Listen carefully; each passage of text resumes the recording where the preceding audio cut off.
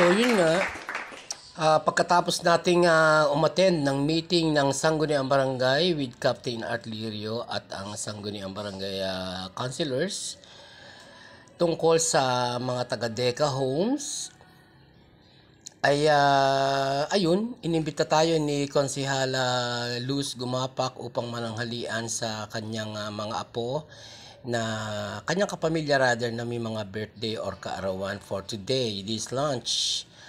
At ang tatay noong manugang ni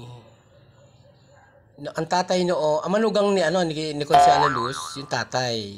Tapos yung dalawang apo niya na anak naman ng kanyang anak. Ayan. So, ang gulo, no? Hindi maintindihan. So, basta kapamilya ni Konsehala Luz yung birthday. So, tatlo sila mag-anak. So, what we call this happy birthdays para sa father and sons. At yung sinalubong nga tayo ni Kumaring Edna, ang isa sa nating mga kasamahan sa barangay at tagay sa BNS. Ayan.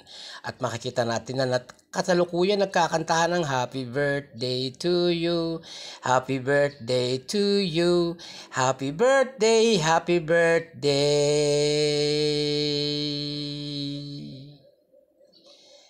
Ayan, ang ganda ng cake. At yung tatlong mag-aamang ay nakakatuwa. Magkakamukha yung isang tabas. Aba, ay talaga nga namang hindi mo mapapagkamal ang mag-aama talaga. Talagang mag-aama nga. Ano nga? Ano sinabi ko?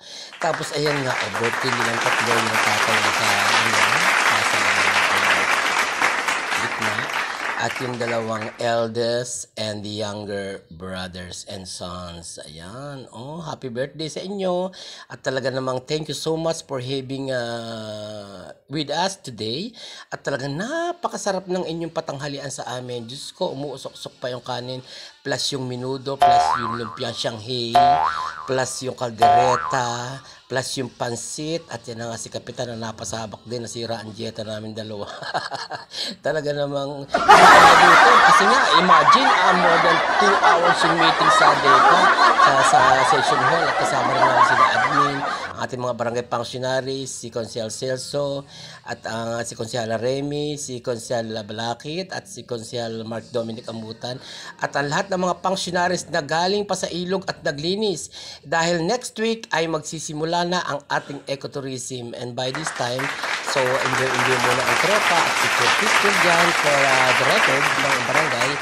At dahil nga nalalapit tayo sa ecotourism, so medyo kakain tayo ng konti at todo na natin. Alam mo kung bakit?